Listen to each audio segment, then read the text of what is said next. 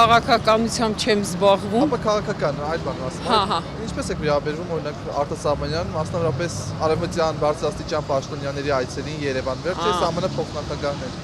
Ինչ եք կարծում, ինչ է տալիս մեր երկրին դա։ Գիտեք, ես միայն մի բան կարող եմ ասել, որ մենք այնպես ենք հեռացել Տիրոջից։ Այս թագավորները մեզ չեն օգնելու, սիրելիներս, բայց մի խոստմունք կա,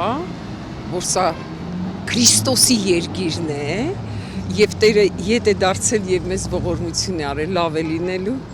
իմացեք շատ։ Միահույս եք։ Այո, եւ այդ թագավորները բոլորը պիտի կոտրվեն Տիրոջ առջև եւ զղջան, որ այդպես վարվեցին, բայց մեզ հասնում էր, որ այդպես վարվեին, որտեվ մեզ հետ, որտեվ հեռացել ենք Տիրոջից, երբ որ Իսրայել ժողովուրդը հեռանում էր Տիրոջից, հեթանոս թագավորները բոլորը գալիս էին Իսրայելի վրա եւ գրավում էին, բայց երբ որ ետ էր դառնում ժողովուրդը, նորից երկիրը Տերը վերադարձնում էր իրենց։ Խոսեցիք Տիրոջից, ինչպես եք վերաբերում այսօր մեր երկրում այս հակաեկեղեցական արշավը ծավալվում, խմորումներ են տարբեր, ո՞նց եք վերաբերվում այս ամենին։ Նախ ընդհանրապես եկեղեցի ընդհանրապես ամեն մեկի դատողը Տերն է, իրավունք չունենք ասոցիալներին կպնելու, որովհետև ասում Աստծո խոսքը թեև ընկնի պիտի կանգնի, որովհետև Տերը կարող է կանգնեցնել։ Մենք չէ որ դատելու ենք իրանց, բոլորիս դատավորը մեկն է, վայ նրանց, որոնք ձեռք կբարձրացնեն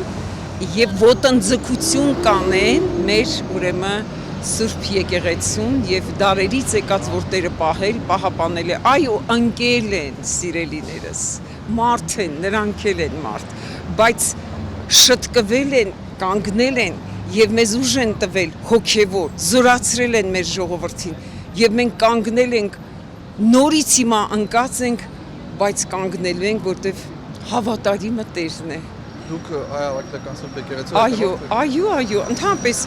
գիտեք ինչ, հայ ժողովուրդը հավատքի ժողովուրդ է։ Չի կարելի զատել էս բանն է, եկեղեցին է, այն եկեղեցին է, մի հատ հավատք, Աստված, Քրիստոս, Քրիստոսի երկիր, որ դարձանք քրիստոնյա լուսավորչի հետևորդներն ենք մենք։